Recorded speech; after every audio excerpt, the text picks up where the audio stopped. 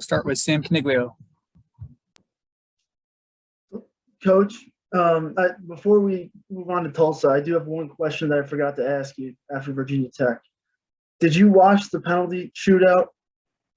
I mean, I have since. I didn't watch it at the time. I didn't watch our shooters. I watched the opponents. I got to see Tech's 2 saves in real time, but no, I haven't watched a penalty that my team has taken for quite some time. Don't ask me why. Don't ask me how that superstition began, but thankfully I've yet to lose a penalty shootout. So that tradition will remain for quite some time yet. Did you guys do anything special for Thanksgiving? I know you guys are probably busy getting ready for the weekend, but did you take a break at all?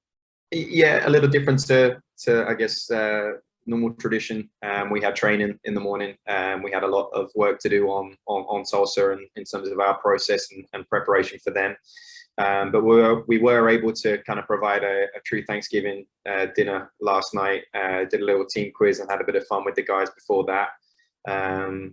And then yeah, a lot of them were tasting pumpkin pie and apple pie for the first time. So it was a good evening, nice evening. Glad that we could obviously get the guys together in that fashion, and obviously appreciative of not only the players but the fact that you know, they're willing to be here and be away from family during this holiday.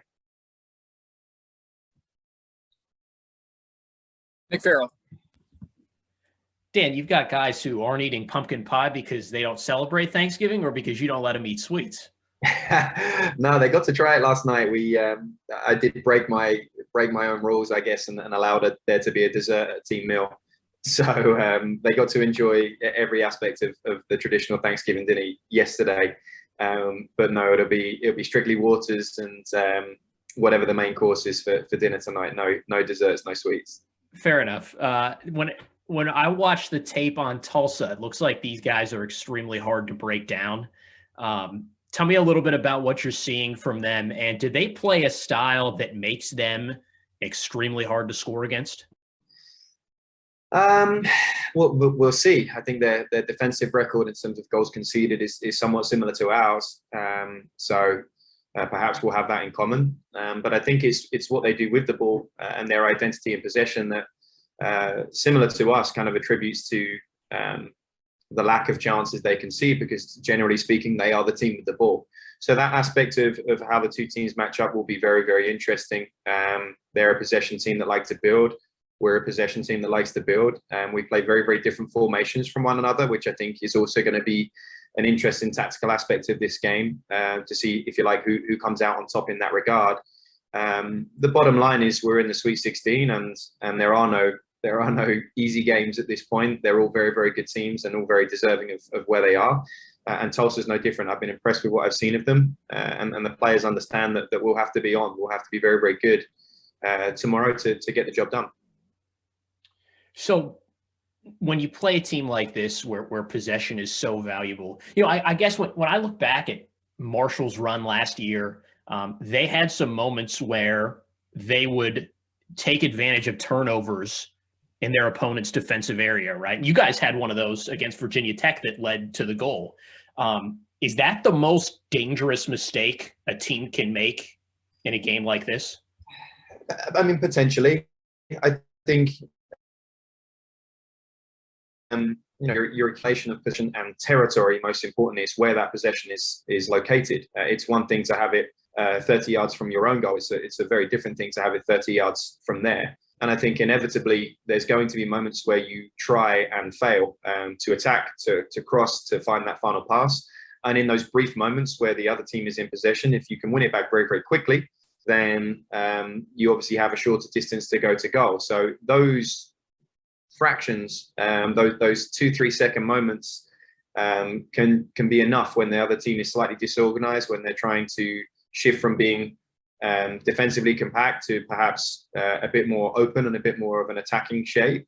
In those moments, they can be really important that when you win the ball back, you can catch them off guard. So really important that we're organized, because I think it's going to be both sides of the ball in that regard. I think exactly what we're trying to expose and exploit of Tulsa, I think they're going to say exactly the same thing about us. So it'll be who can obviously exert their will and their dominance the best, and who can execute best in those key moments. Back to Sam.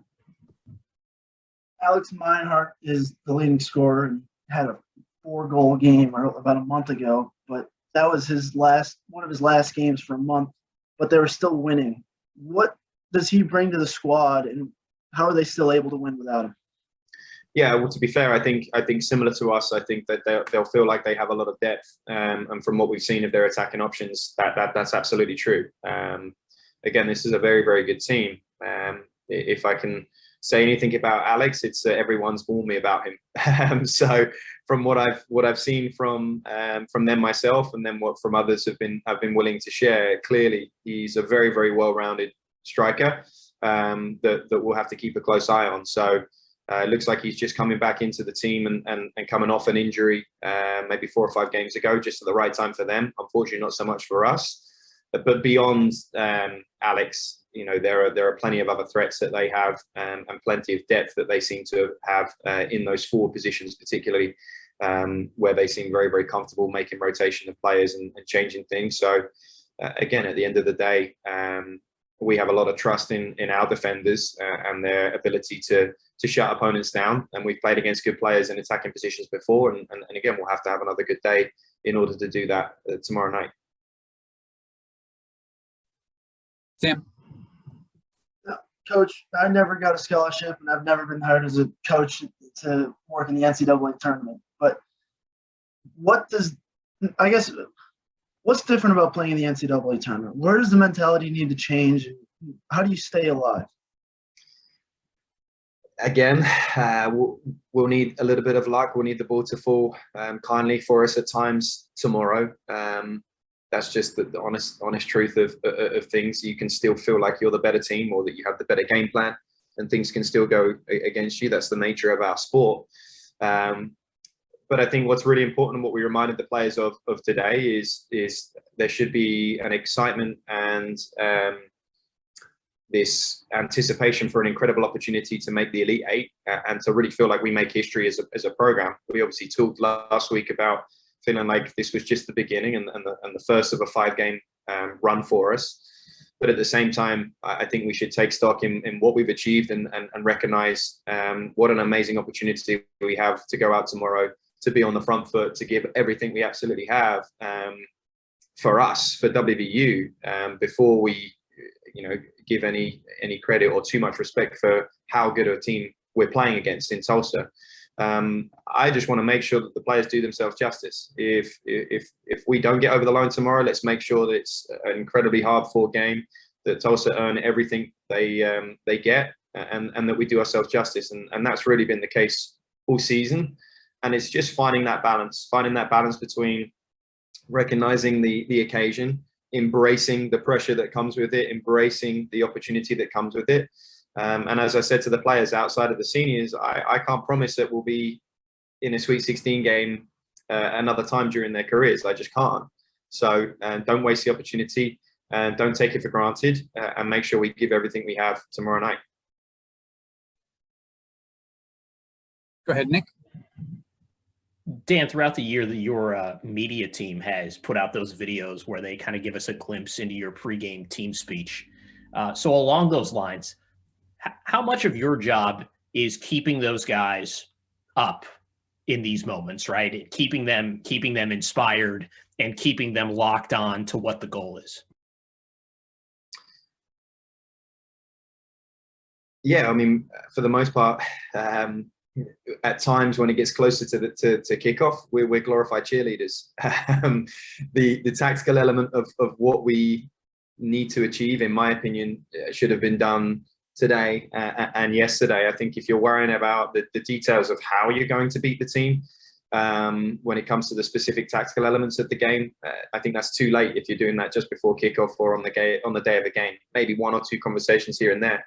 So I think that's an incredibly important aspect of what the coaching staff have to bring, to be energetic, to be enthusiastic, to, if you like, show the passion and what it means to us, so that it hopefully reflects in the players as well. it means something more because we all play here as well. This, with me, Nick, and Andy on the staff, knowing that we've played in a Sweet 16 ourselves, knowing that we fell short at that moment, knowing that we felt like we didn't do ourselves justice as a team when I was a junior in 2006. We've touched on those memories and reminding the players, that going out there tomorrow, it needs to mean everything. It needs to be a case of, the moment that we had last week, the saves that Stephen made, the penalty as a senior that Pal made to win the game. That can't be it. We have an opportunity tomorrow to make even more memories from this season and go even further into this tournament. So we want to make sure we inspire. We want to make sure that we encourage. And really, I do see that until halftime as the the number one objective that we're trying to achieve as a staff. All right, so last one for me, Dan. What does it mean to play big?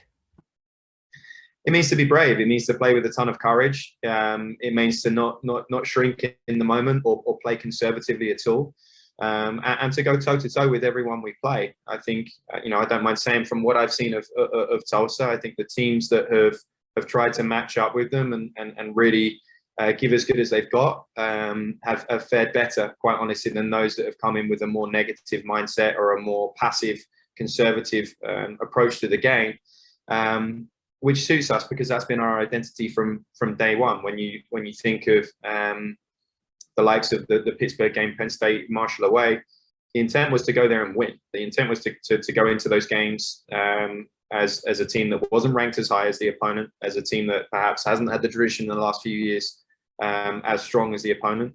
And I think those experiences, particularly from this season, will bode really, really well, or should bode really, really well going into tomorrow night. So we want to be the team on the front foot. We want to be the team that makes Tulsa think about us rather than us being too worried about them.